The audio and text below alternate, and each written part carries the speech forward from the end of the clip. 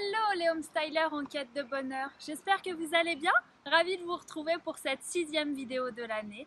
Nous sommes au mois de juin, le point de bascule, le parfait équilibre entre le premier semestre et le deuxième semestre. Aujourd'hui on va parler de quelque chose qu'on évite en général, on va parler du 6e sens. Alors ce fameux 6e sens, eh bien il est simplement là pour vous guider.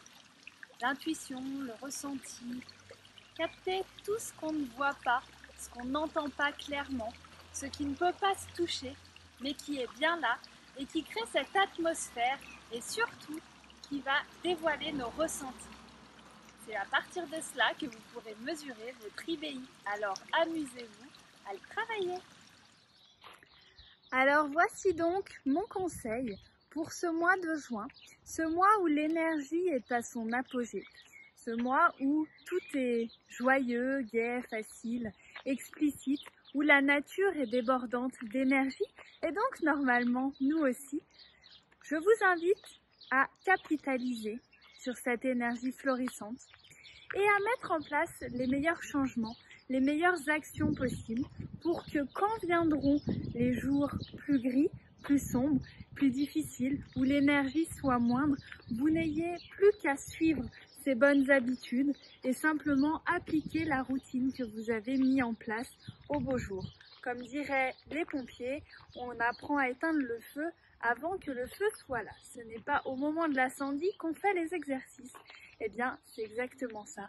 Profitez d'avoir ce regain d'énergie, de bonheur, de joie pour mettre en place les bonnes habitudes que vous voulez voir dans votre vie pour la suite. Et je me réjouis de terminer cette vidéo avec vous dans mon petit coin de paradis. Nous sommes au creux de mon jardin. Voilà. C'est un endroit que j'aime soigner, là où j'aime passer du temps. Et il illustre à merveille ce thème du 6e sens, puisqu'en général, quand j'ai une question, quand un doute me traverse l'esprit, quand quelque chose n'est pas clair, eh bien c'est là que je viens y trouver la réponse. En effet, sortir d'un moule bétonné qui nous coupe de la nature, venir dans cette bulle verte, simplement observer les fleurs, les arbres, entendre les oiseaux chanter, me rapprocher de mon Bouddha qui est très symbolique pour moi. Au-delà du religieux, il est une reconnexion au soi, à l'être essentiel et justement à cette intuition. Et c'est quand je viens lâcher prise et déposer le mental qui amène ces questions, ces doutes, ces barrières, tout ce qu'on connaît bien, là, le petit pensouillard, le hamster comme certains l'appellent, ou alors, comme dirait Julien, le singe qui va cueillir les oranges et qui court après les oranges, qui ne s'arrête jamais, plus on lui en donne et plus il court. Eh bien, c'est là que je viens me calmer tout ça et simplement respirer, me reconnecter avec notre nature essentielle. Et bien souvent, l'intuition arrive juste après, les réponses se présentent comme par enchantement.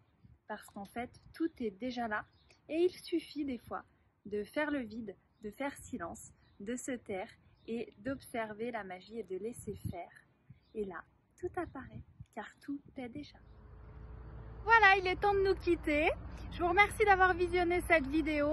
C'est un vrai plaisir d'avoir vos retours, vos encouragements, votre avis par rapport à ces messages qui passent naturellement de mon cœur vers vous.